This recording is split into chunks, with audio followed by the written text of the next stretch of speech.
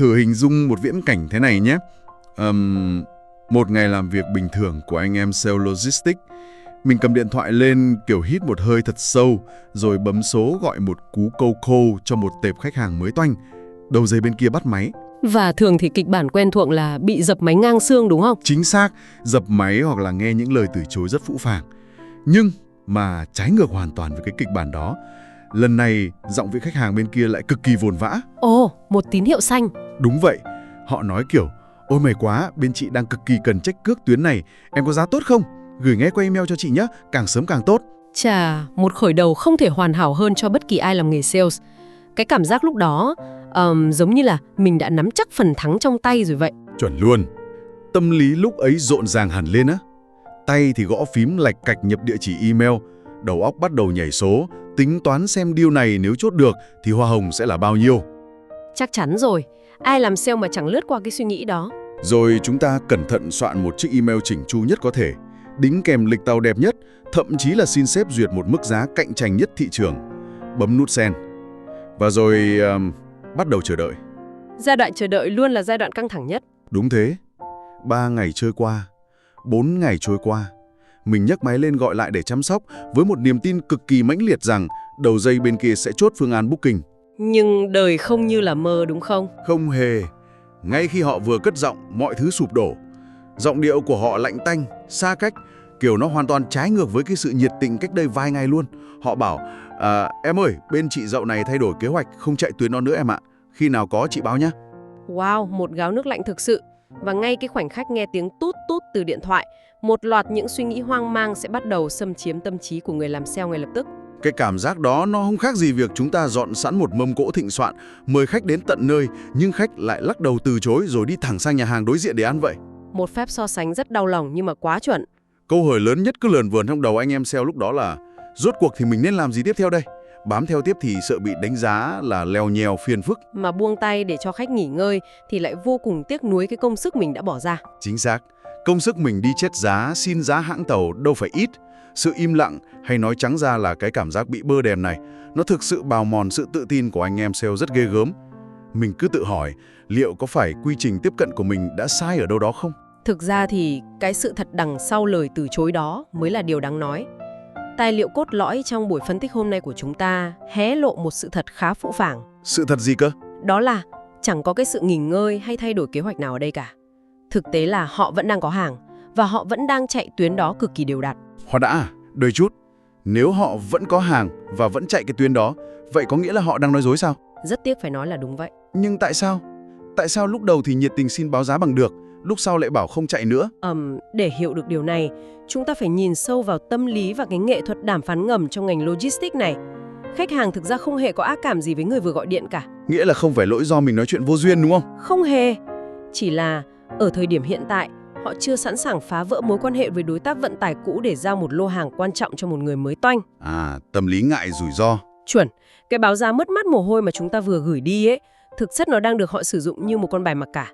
Một con bài mặc cả? Ý là họ dùng cái báo giá của mình để gây áp lực với bên khác á? Chính xác. Anh em cứ hình dung, họ đang cầm cái báo giá cực kỳ cạnh tranh của chúng ta, gửi thẳng cho forwarder hiện tại đang làm việc với họ và đưa ra một cái thông điệp ngầm. Thông điệp kiểu: ê, nhìn xem thị trường đang chào giá này đây, ông tính sao? Đúng. Kiểu có giảm giá cước xuống cho bên tôi không thì bảo. Khách hàng B2B luôn cần những báo giá dự phòng như vậy để kiểm tra chéo thị trường và đặc biệt là giữ cho nhà cung cấp hiện tại của họ không được phép tự mãn. Nếu phân tích đến đây, thì quả thực đây là một cú lửa ngoạn mục. Nó giống hệt như việc mình đi mua đồ điện tử ấy, cầm báo giá của cửa hàng này mang sang cửa hàng khác để ép giá vậy. Một ví dụ rất thực tế. Nhưng mà khoan đã, đứng từ góc độ của một người làm sale, khi nhận ra mình đang bị đưa vào thế làm nền cho kẻ khác, thì cái cảm giác tự nhiên nhất trỗi dậy là sự bực bội. Chắc chắn rồi, ai mà không bực. Mình làm việc nghiêm túc, mất bao nhiêu công sức làm việc với hãng tàu để có được giá tốt, cuối cùng chỉ để họ mang đi ép giá đối thủ. Nếu đã biết khách đang lợi dụng mình như vậy, thì chẳng phải cách tốt nhất là xóa số, block luôn cho đỡ mất thời gian sao? Tự vệ cực kỳ tự nhiên của con người khi cảm thấy công sức của mình không được trân trọng. Tâm lý bị tổn thương mà. Đúng vậy. Nó thường dẫn đến hành động muốn cắt đứt. Nhưng mà trong cái môi trường B2B sales này, hành động theo cảm tính đó lại là một sai lầm cực kỳ lớn. Thế tại sao không nên bỏ qua một mối quan hệ có vẻ như chả mang lại lợi ích gì này? Việc chúng ta nổi giận, tự ái hay bỏ cuộc ngay lập tức ấy, chính là lúc chúng ta tự loại mình ra khỏi một trò chơi dài hạn. Khi khách hàng cố tình lảng đi bằng một lời nói dối vô hại như là "chị không chạy tuyến đó nữa", thực ra họ đang chờ xem phản ứng của chúng ta. Ồ, giống như một bài test tâm lý ngầm à? Vậy nếu không bỏ cuộc thì chúng ta phải phản ứng thế nào để không biến mình thành một kẻ leo nheo tuyệt vọng bây giờ? Cái chiến thuật cốt lõi ở đây là lùi một bước, nhưng mở ra một con đường khác. Lùi một bước như thế nào? Thay vì cố sống cố chết dồn nép họ vào cái góc tường, kiểu vặn vẹo họ là "ủa sao hôm nọ chị bảo cần mà nay lại không chạy nữa?" Kiểu hỏi thế là chết dở rồi, khách sẽ rất khó chịu. Chuẩn, chúng ta cần giảm tần suất áp lực xuống và quan trọng nhất, hãy khéo léo bẻ lái sang một hướng hoàn toàn khác. Ví dụ cụ thể xem nào. Ví dụ, một câu nói rất đơn giản thôi. "Dạ vâng chị, vậy ngoài tuyến đó ra, hiện tại hãng A bên em đang có giá rất tốt cho tuyến X tiến Y. Em gửi qua để chị tham khảo thêm nhé." À, nước đi này quả thực rất sâu sắc về mặt tâm lý nha. Mình nhận ra nó giải vây cho cả hai bên luôn. Đúng vậy, anh em thử nghĩ xem tại sao nó lại giải vây. Tại vì khách hàng đã lỡ phóng lao bằng một lời nói dối là không chạy tuyến đó nữa rồi. Nếu chúng ta cứ bám dịt lấy cái tuyến đó mà gặng hỏi, họ sẽ buộc phải xây dựng thêm những lời nói dối khác để phòng thủ. Chính xác, tâm lý con người là thế. Khi bị dồn ép, họ sẽ xù lông nhím, sự căng thẳng sẽ leo thang và cuối cùng họ sẽ ghét chúng ta vì đã dồn họ vào thế bí. Bằng cách nói, "Dạ vâng, vậy em gửi chị thông tin tuyến X, tuyến Y", thực chất là chúng ta đang giữ thể diện cho họ. Tuyệt vời! Việc không bóc mẽ lời nói dối của khách hàng, nó là một biểu hiện của EQ cực kỳ cao trong đàm phán. Quá khéo léo. Thêm vào đó nha, hành động bẻ lái sang các tuyến khác, nó còn ngầm gửi đi một thông điệp định vị bản thân rất mạnh mẽ. Thông điệp gì vậy? Chúng ta đang chứng minh mình không phải là những kẻ đói khát, chỉ nhăm nhăm chụp giật một cái deal duy nhất rồi lặn mất tâm. Hiểu rồi. Ý là anh không cần dịch vụ này lúc này. Không sao cả, tôi có cả một mạng lưới luồng tuyến đa dạng khác, luôn sẵn sàng hỗ trợ anh bất cứ lúc nào. Đúng vậy, nó lập tức hạ nhiệt sự phòng thủ của đối phương. Họ thấy mình là một chuyên gia cung cấp giải pháp toàn diện trên thị trường, chứ không phải một cậu sale đang cố ép doanh số. Hay thật, khi không khí đã được hạ nhiệt rồi, thì bước tiếp theo chắc chắn là phải duy trì mối quan hệ đúng không? Nhưng mà trong tài liệu hôm nay có một cái khái niệm cực kỳ thú vị, đó là duy trì sự hiện diện vô hình. Một khái niệm cực kỳ đắt giá. Nó khác biệt hoàn toàn với cái kiểu hiện diện bám đuôi nha. Kiểu mà liên tục nhắn tin hỏi han xem khách đã chốt chưa, tuần này có hàng không chí. Đấy. Sự hiện diện vô hình này được thực thi chủ yếu qua các kênh như Zalo hoặc email, và cái sức mạnh thực sự của nó nằm ở cách chúng ta thiết kế cái thông điệp. Cụ thể thế này cho anh em dễ hình dung nhé. Bẵng đi vài ngày, khách hàng đang ngập đầu trong hàng tá rắc rối sổ sách, chứng từ. Bỗng nhiên điện thoại rung lên một tin nhắn Zalo. Thường thì tin nhắn của sale lúc này sẽ làm họ nhíu mày khó chịu. Đúng, vì họ nghĩ lại phải vắt óc ra trả lời. Nhưng cái tin nhắn này thì khác. Nó chỉ vòn vẹn thế này thôi. "Hôm nay thị trường có giá cước tuyến này đang giảm sâu. Em gửi chị tham khảo nhé. Lúc nào bên mình có nhu cầu, chị cứ nhắn em liền ạ." Rất nhẹ nhàng. Cực kỳ nhẹ nhàng. Kèm theo đó là một bảng giá được thiết kế rõ ràng, hoặc một lịch tàu đang rất hot. Không hề có một câu hỏi mang tính ép buộc nào cả. Kiểu không có hỏi là "chị thấy giá này sao?" hay "tuần này chị có book thử bên em không?" Chấm hết. Không có dấu chấm hỏi nào ở cuối câu hết. Cái cơ chế tâm lý đằng sau chiếc tin nhắn có vẻ đơn giản đó lại vô cùng phức tạp đấy. Nó hoạt động dựa trên cái gọi là sự không kỳ vọng. Sự không kỳ vọng. Đúng thế. Khi một người làm sale cung cấp một thông tin có giá trị cao đối với ngành nghề của khách nhưng lại tuyệt đối không đòi hỏi khách phải có một hành động đáp trả ngay lập tức. Tức là trao đi mà không đòi nhận lại ngay. Chuẩn. Điều này nó tự động vô hiệu hóa hoàn toàn cái lớp áo giáp phòng thủ của khách hàng. Khách hàng B2B thường rất sợ đọc tin nhắn của sale vì họ sợ cảm giác bị hối thúc. Họ sợ phải vắt óc nghĩ ra lý do để từ chối mình đúng không? Chính xác. Nhưng với cái phương pháp tiếp cận không kỳ vọng này, họ có thể thoải mái bấm vào xem lịch tàu, ngắm nghía cái bảng giá hời đó, cập nhật được tình hình thị trường. Rồi mỉm cười tắt máy đi mà không mang một chút cảm giác áy náy hay áp lực nào cả. Hoàn toàn thoải mái. Mình thấy cái phép ẩn dụ về một ngọn hải đăng có lẽ là cách giải thích phù hợp nhất cho cơ chế này. Hình ảnh ngọn hải đăng rất hay, hãy nói thêm về nó đi. Anh em tưởng tượng nhé, ngọn hải đăng thì không bao giờ di chuyển. Nó không tự nhiên nhổ neo, chạy lệch bạch theo những con tàu chở hàng trên biển để nai nỉ chúng cập bến. Nghe hơi hài hước nhưng đúng là nhiều anh em sale đang làm như vậy.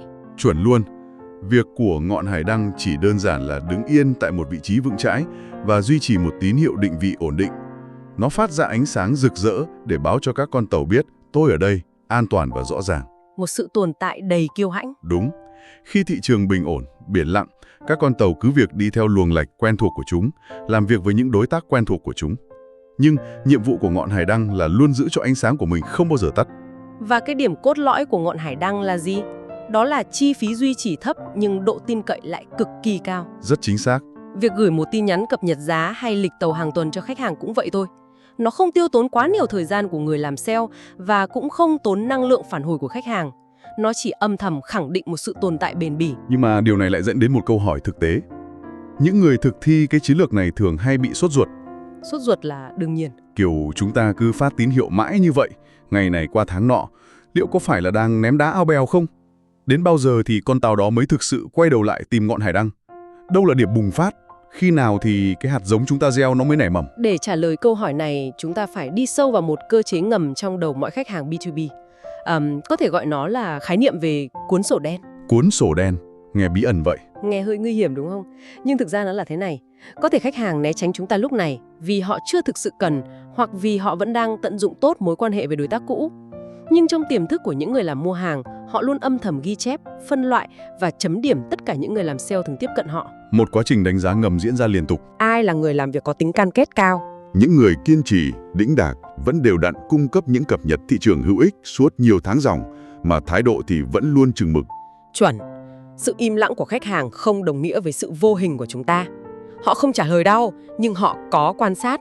Sự kiên trì đó đang từng ngày bồi đắp thành một tài khoản uy tín khổng lồ trong cái cuốn sổ đen của họ. Và rồi, khoảnh khắc quyết định chắc chắn sẽ tới. Ngành logistics của chúng ta là một ngành đầy dậy những rủi ro và biến động không lường trước được. Chắc chắn rồi, không có gì là bình yên mãi cả. Đối tác vận tải hiện tại của họ, cái nơi mà họ từng dùng báo giá của chúng ta để ép giá ấy, sẽ có lúc mắc sai lầm. Một lô hàng quan trọng bị rớt lại ở cảng truyền tải, không xin được vào container trong mùa cao điểm. Hoặc giá cước thị trường đột ngột tăng sóc mà đối tác cũ trở mặt không giữ được giá. Hoặc đơn giản là công ty của họ trúng một dự án mới, mở rộng thêm một thị trường hoàn toàn lạ lẫm. Tóm lại, một cuộc khủng hoảng xảy ra. Khi biến cố đó ập đến, khi họ cần tìm một pha cứu sinh đáng tin cậy ngay lập tức, thì cái tên đầu tiên lóe lên trong đầu họ sẽ không bao giờ là cậu sale vừa gọi điện đúng một lần rồi lặn mất tăm từ nửa năm trước. Mà chắc chắn, đó sẽ là cái tên vẫn luôn âm thầm xuất hiện trên màn hình Zalo của họ vào mỗi sáng thứ 3 hàng tuần. Chính xác. Bởi vì thông qua hàng chục tin nhắn hiện diện vô hình đó, chúng ta đã gieo vào tiềm thức của họ một niềm tin cực kỳ vững chắc. Đó là người này nắm rất sát biến động thị trường, làm việc cực kỳ ổn định, không bao giờ bỏ cuộc và luôn sẵn sàng một giải pháp. Đó chính là lúc sự nhẫn nại đơm hoa kết trái. Khi họ thực sự có nhu cầu cấp bách hoặc khi sự trung thành với đối tác cũ bị phá vỡ, chúng ta đã nghiễm nhiên trở thành sự lựa chọn ưu tiên số 1. Mà không cần phải tranh giành hay nại nỉ thêm bất cứ lời nào nữa. Đúng vậy.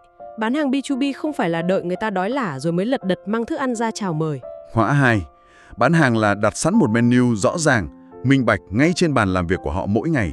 Để đến đúng khoảnh khắc bụng họ réo lên vì đói, vì thị trường thay đổi, họ chỉ việc với tay ra là lấy được ngay giải pháp của chúng ta. Một chiến lược cực kỳ sắc bén. Nó là một trò chơi tâm lý dài hạn, đòi hỏi một cái đầu lạnh và một sự kiên định đáng nể.